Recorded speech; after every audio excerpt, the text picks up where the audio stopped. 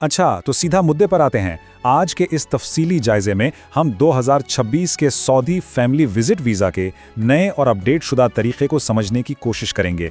ये एक ऐसा टॉपिक है जिस पर बहुत ज़्यादा सवालात आते हैं, खासतौर पर इन नए कवानीन के बाद। तो हमने सोचा कि इन तमाम बिखरी हुई मालूमात को एक जगह जमा किया जाए ताकि आपको पूरी तस्वीर साफ नजर आए। तो चलिए देखते हैं कि इस साल आखिर क्या नया आया है। हमारा आज का एजेंडा बिल्कुल सीधा सा है। पहले हम वीज़ा की बेसिक बातों को देखेंगे, फिर अप्लाई करने के स्टेप्स, ज़रूरी डॉक्यूमेंट्स और इन पर आने वाले खर्चों पर बात करेंगे। उसके बाद हज के बाद की जो असली ग्राउंड रियलिटी होती है उस पर नज़र डालेंगे और आखिर में 2026 के नए एक्सटेंशन रूल्स और जुर्मानों को समझेंगे।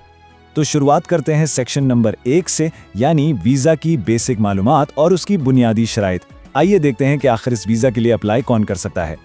देखें, फैमिली विजिट वीज़ा के हवाले से सबसे पहली और अहम बात यह है कि ये दरअसल एक शॉर्ट टर्म वीज़ा है। ये वीज़ा उन सऊदी शहरियों और गैर मुल्कियों को जिनके पास वैलिड वर्क इकामा यानी काम का इकामा है, अपने फर्स्ट डिग्री रिश्तेदारों को बुलाने की इजाज़त देता है।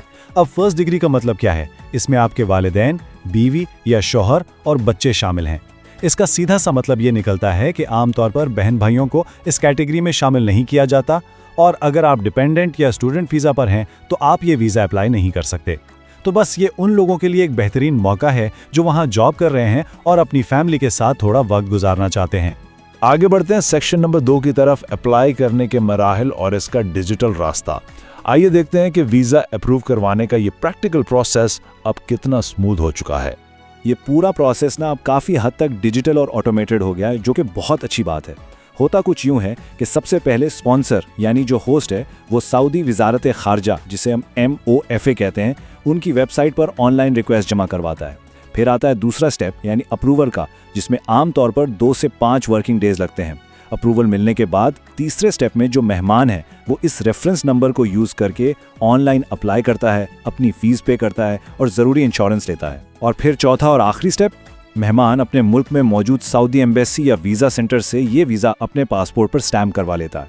देखा जाए तो पेपर्स पर यह पूरा सिस्टम बहुत फास्ट और ज़बरदस्त लगता है। अब आते हैं सेक्शन नंबर 3 पर, ज़रूरी डॉक्यूमेंट्स और इन पर आने वाले अखराजात। यानी एक कामयाब एप्लीकेशन के लिए आपको किन चीज़ों की पहले से तैयारी करनी होगी। तो यहाँ सबसे अहम पॉइंट ये है कि एप्लीकेशन देने वालों के पास तमाम ज़रूरी डॉक्यूमेंट्स बिल्कुल परफेक्ट होने चाहिए, जैसे कि मेहमान का पासपोर्ट जिसकी वैलिडिटी कम से कम 6 महीने बाकी हो, मोफा के अप्रूवल का प्रिंट, होस्ट का इकामा या ID, और सबसे ज़रूरी चीज़ रिश्ते का तस्दीक शुदा सबूत जैसे कि मैरिज सर्टिफिकेट या बर्थ सर्टिफिकेट। और हाँ, एक बात ज़रूर याद रखिएगा, अरब ममालिक के अलावा बाकी तमाम देशों के लोगों के लिए नाम के स्पेलिंग पासपोर्ट से बिल्कुल मैच होने चाहिए। पता है क्यों? क्योंकि इनमें ज़रा सी भी गलती एम्बेसी से डायरेक्ट रिजेक्शन का सबब बन सकती है। चलिए अब जरा खर्चों का हिसाब किताब लगा लेते हैं। फीस का स्ट्रक्चर कुछ इस तरह से है कि वीज़ा बनवाने की फीस 300 सऊदी रियाल है, इलेक्ट्रॉनिक सर्विसेज के 40 रियाल और इंश्योरेंस प्रोसेसिंग के भी 40 रियाल लगते हैं।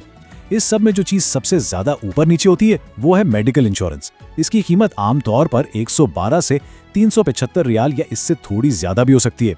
तो अगर हम टोटल करें तो एक एप्लीकेशन पर तकरीबन 375 से लेकर 560 रियाल तक का खर्चा आ जाता है। यहाँ समझने वाली बात यह है कि मेडिकल इंश्योरेंस के बगैर वीज़ा मिलना बिल्कुल नामुमकिन है। ये एक ऐसी शर्त है जिस पर बिल्कुल समझौता नहीं किया जा सकता। अच्छा, अब चलते हैं सेक्शन नंबर 4 की तरफ, हज के बाद की ग्राउंड रियलिटीज़।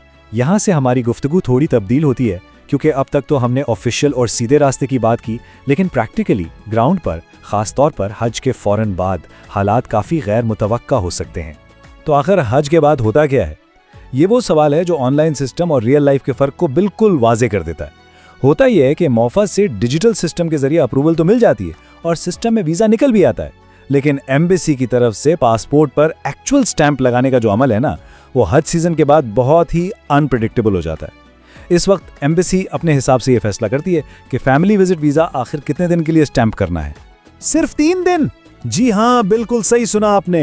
जरा इस बात का तस्वर करें, हमारे पास जराए से आने वाला एक इंतहाई हैरानकुन वाकया है, जहां एक फैमिली ने वो तमाम भारी फीस अदा की, ट्रैवल की टिकट्स तक बुक करवा ली, और जब एम्बेसी से पासपोर्ट स्टैंप होकर वापस आया तो उस पर वीजा की मुद्दत अचानक से सिर्फ 3 दिन लिखी थी। और हैरत की बात तो ये है कि वीजा की मुद्दत कम करने का मिनिस्ट्री की तरफ से कोई नोटिफिकेशन या वार्निंग नहीं दी जाती। ये सब ग्राउंड लेवल पर सीधा एम्बेसी के एंड से हो रहा होता है। इससे आप खुद अंदाजा लगा सकते हैं कि हज के फौरन बाद अप्लाई करना कितना बड़ा रिस्क हो सकता है।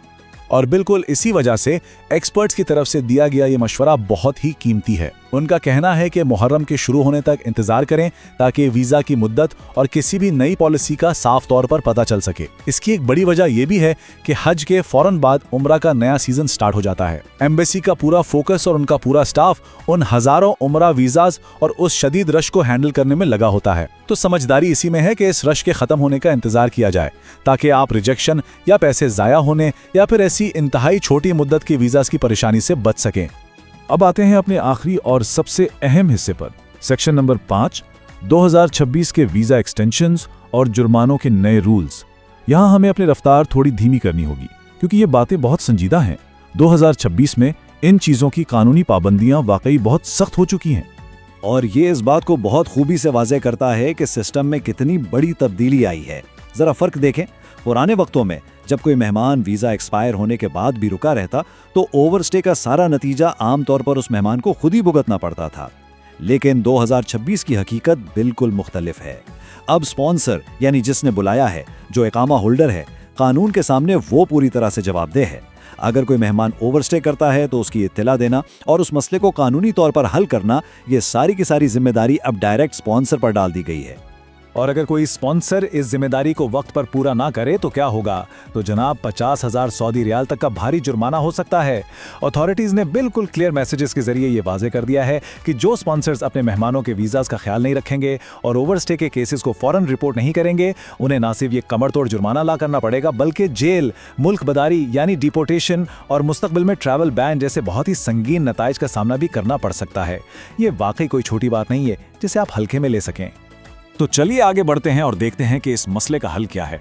इन भारी जुर्मानों से बचने का एक बहुत ही आसान, महफूज और तरतीबवार तरीका मौजूद है और वो है अब शेयर प्लेटफॉर्म का सही इस्तेमाल। सबसे पहली बात, मेहमान का वीजा एक्सपायर होने से कम 10 से 14 दिन पहले ही एक्सटेंशन का प्रोसेस स्टार्ट कर दें। दूसरा, पासपोर्ट और आइडेंटिटी की डिटेल बहुत ध्यान से चेक करें क्योंकि नाम के स्पेलिंग्स या डेट ऑफ बर्थ की एक छोटी सी गलती भी डिले का सबब बन सकती है। तीसरा, जो भी एक्सटेंशन की फी हो वो फौरन पे करें। और चौथी और सबसे अहम बात, सिर्फ अप्लाई करके सुकून से ना बैठ जाएं। सिस्टम में जाकर अपना फाइनल अप्रूवल स्टेटस लाजमी चेक करें कि वीजा वाकई एक्सटेंड हो गया है या नहीं। इन तमाम डिटेल्स, रूल्स और ख़ास तौर पर इन नए कवानीन को इतने करीब से देखने के बाद एक आखिरी सवाल है जो हम सबको खुद से पूछने की ज़रूरत है। क्या एक स्पॉन्सर वाकई इस बड़ी जिम्मेदारी को उठाने के लिए पूरी तरह तैयार है? देखें, 2026 में अपने प्यारों को सऊदी अरब बुलाना यकीनन एक बहुत ही खूबसूरत और जज्बाती तजुर्बा है, लेकिन जैसा कि हमने अभी देखा, इसके साथ वाकई बहुत सख्त कानूनी पाबंदियां और भारी जिम्मेदारियां भी जुड़ी हुई हैं। तो अगली बार अप्लाई करने से पहले इस बात पर ज़रूर गौर कीजिएगा कि क्या एयरपोर्ट की उस खुशी के साथ साथ आप इन तमाम कानूनी तकाज़ों को पूरा करने के लिए तैयार हैं।